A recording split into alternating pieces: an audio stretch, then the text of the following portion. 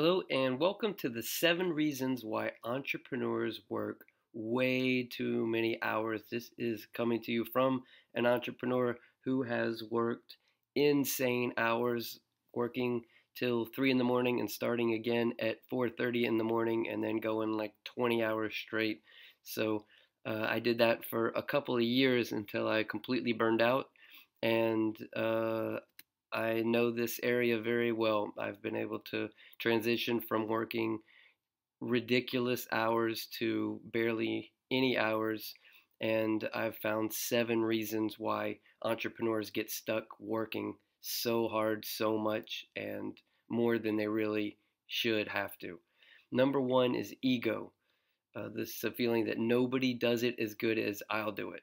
And unfortunately, you're right. Nobody will ever do it as good as you do it. And so what I would suggest is that you make a decision if, say, the way you do it is 100%, if other people in your organization could do it at 85%, but it's more scalable than just you alone, and it could grow more than just you alone, and gives you the free time to work on bigger picture things or whatever the hell you want, then be at peace with that. In my opinion, if it's 85% as good as I would do it, but I can take 2 weeks off, for me personally, I'm good with that. And so know that you are making a decision. If you'd rather work all those hours forever and keep it at 100%, then don't complain about it because you've made that decision. Um, and you will also find that there are people that not only can do it as good as you, but there are people that will do it better than you, much better than you. And it's hard to find those people, but if you really put a lot of time into it and trying to find the people that are actually better than you at those things, then it could change your life. This place would be nothing without me. It's your ego that, oh man, if I were to die, this place will go under within, a few months. It makes you feel like you're the star of the team. You're that star running back that when they get injured, the team can't win. It's good for your ego, but it really says that you failed as the leader of an organization. If you're really doing it the right way, you should be able to die and the business continues growing without you. It's actually counterintuitive of how you feel that if without you it would start to go down, but if you do it right, it should continue to grow even without you. That's actually being more effective as the leader. Number two is fear. Is just the total mental thoughts, the fear of uncertainty or fear for the worst. You feel everything will fall apart when I let off the gas. So you fail yourself for not even trying. You have these limiting beliefs of what you can do or what you could do. Um, if I hire even more people to do some of my work, I might run out of cash. Now, I'm not saying that you just start hiring every person for every thing that you do out of nowhere, and you're not smart about cash flow projecting what it's going to cost you to get where you want to go. But you can start really small. You can use Odesk, the letter Odesk.com, and you can find virtual assistants there, or elance.com, who will literally work in the Philippines for as little as $1.50 an hour, $2 an hour, to take some of the administrative roles that you're doing, some of the data entry or online research or any of those things, to outsource that for it's almost practically free. Another thing you can do is give your people more responsibility, empower them a little bit. It's all how you sell it as the leader of an organization. You are constantly selling. You're selling to your staff. You sell to them how they are moving up and how they're going to be taking on more important roles, and show them that they're moving up and give them some of the assignments that you normally would do. Uh, I'll have to spend even more time explaining everything to people, so I might as well just do it myself. That's another thing is you fear that you know how to do it. You can just knock it out. It's going to take even longer to have to start talking to this person about doing this and doing this about talking to this person about doing that. And there's some truth to that in the beginning. It depends. If it's certain things that you do every week or every month, sure, in the beginning it's going to take a little more time, but over a longer period of time, getting them trained and investing in the front end will over time start to pay back, tenfold if you just devote that time in the beginning to training them how to do it. And then also just get more effective at delegating. That's a whole topic right there, but have them repeat back to you what you just told them to do. You'll be amazed at how many times what they say back to you isn't exactly right, but you figure that out. Then you have a checkpoint, and you explain it to them as if they were a 4-year-old kid, and just get good at that. Number 3, lack of systems and processes. And the entrepreneur's mind says, well, they don't know how to do what I do. And they don't, but they shouldn't have to ask you or use mental telepathy. Every single thing that your business does should be in documented systems and processes, not in your head, not in your staff's head.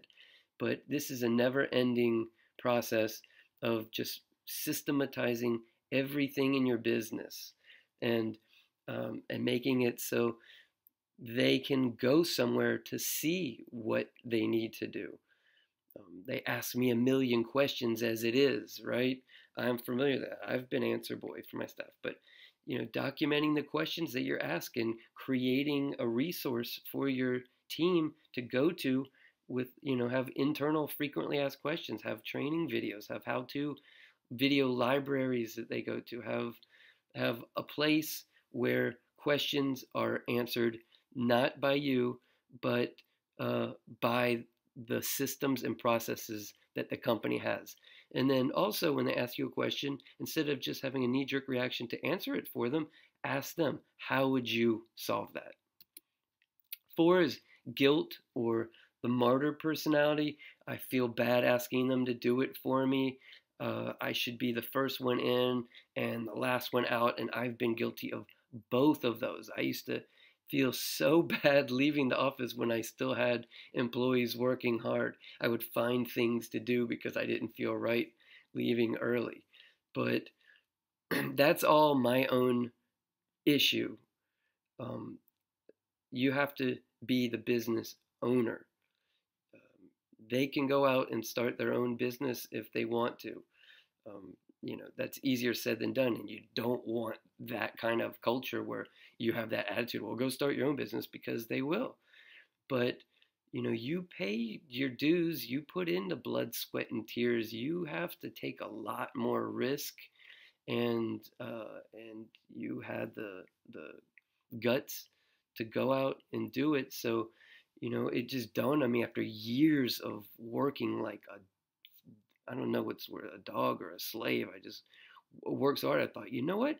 I'm doing all this, but I'm not giving myself the why it's worth it part. It was just all about the work, work, work, work, work, work, work. First one in, last one out. Always, always, always. And I thought, well, why does an entrepreneur do this themselves? It's for all the benefits that come with business ownership, but I'm not taking advantage of any of those things. And so I started to train myself to overcome these mental blocks, and know that you don't have to uh, do everything that they do. You do what you do and blow them away by how effective you are, how productive you are, how efficient you are. Get them to respect that instead of seeing that you're just always at the office. Get over it. Number 5, the inability to delegate effectively. We covered that earlier.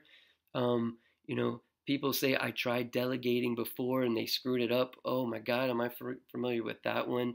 And yes, they will, but it's almost always your fault. I'll say that again because that was a tough pill for me to swallow. Is it, God, man, I thought I made it so clear. How did they screw that up? Or you ask somebody to do something and then weeks go by and you're thinking, what the hell, man? It's been weeks. How long does it take to do a simple thing? But did you give them a clear deadline? Did you say exactly when you wanted it back by? Probably not.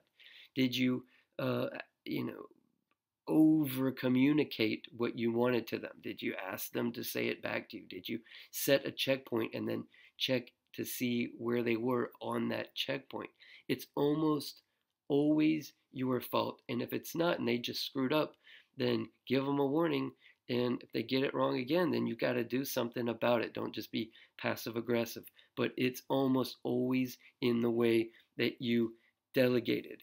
If I were to watch you delegate some of these roles that you're doing now to the people on your staff, would I say, wow, that was elegantly, sophisticatedly delegated? That guy could give us, or girl could give seminars on how to delegate in a magnificent way. Be realistic about it. Number 6, poor time management. That's the most obvious one, probably. Think about what your biggest goal is for the next year or two. If I followed you around for a week, would I be able to tell by how you had spent your time that that was your goal? And I know you're cringing right now. The first time somebody asked me that, I was like, no, you wouldn't. You'd say, okay, so your big audacious goal for the year is to check email, uh, go get a coffee, do a little bit of work, get distracted by something else, work on this little thing that's just kind of everyday task stuff. You wouldn't put the two things together. But think about your big goal, your dream come true, what you're fighting for. Think about all the things that you're using your time to do, and is that getting you there? Number 2 is number your to-dos for the day in the order of importance. This was huge for me the first time I did this. Take all your list of things that you're trying to do in the morning. Say you've got 10 different things you want to try to get done. Imagine if the building were to burn down at 10:30 in the morning and you were able to get nothing done but one thing on that list before the fire and everybody had to evacuate. What's the one thing that you wish you would be able to get done? Put a number 1 next to that, right? Then, all right, say you finish that before the fire happens and you had a little time left. What would be the other thing that you'd want to have get done before you had to leave for the day? That's number 2, and keep going. Number 3, number 4, number 5. Don't start number 2 until number 1 is completely finished. I'm telling you, it feels like, oh, I can't do that because I'm going to end up leaving at 5:30 and I'll get only one thing, and then the other 14 things on my list won't have been done, so I got to at least get a dent in all of them. But you'll see if you do that, number 1, you're getting the most important thing done, not just a lot of stuff that doesn't get you closer to your goal. But also what happens is when you focus on just one thing at a time, you'll get way further down your list. Number 7, you have no rules for your life. You have rules for your business, but not for your life. And everybody gets that one wrong. They focus on the business and they don't even decide what is their rule for their life. So examples are, here are rules for your life. I don't meet clients on the weekend, period. I don't read email on the weekend, ever. Wednesdays are my long lunch with a friend day, 2-hour lunches or whatever. I mean, everybody's rules for their life are different. I don't come in on Fridays. Whatever your rules are for your life, decide those rules, commit to those rules, and feel liberated by those new rules. Will you lose out on some revenue? Maybe. I made some decisions that I knew I was going to make less money. But I decided for me and my choices and my life, my one life that I live, I'm just going to say, screw it. That's my rule, and that's the way it's going to be. If people get pissed, they get pissed. It's my life, and this is the way it is. If I lose business because of this, then I'm at peace with that. And that's it. That's your rule for your life. Maybe you can set it up so certain employees can still fill in those gaps or those sort of things. But when you have no real rules for your life, you're just going to be all over the place. If you get super annoyed by a phone call about work from a client on your personal cell phone on the weekend and it drives you crazy, then either say, well, that's just how it is and be at peace with that and don't bitch about it, or you have a voicemail that says something like, if this call is after business hours or on the weekend, I'll return it in the next business hour. Something that shows them that you don't do those sort of things, and you lay the ground rules for how your relationship is going to be, right? So to recap, number one is your own ego is getting in the way. So get your ego in check. Number two is fear. Don't let negative emotions like fear or scarcity drive your decision making. Number three, lack of systems and processes. Commit to systematize and make processes for everything in the business, not you and your brain. Number four, get over your guilt and don't be a martyr. Be effective and confident and a badass instead.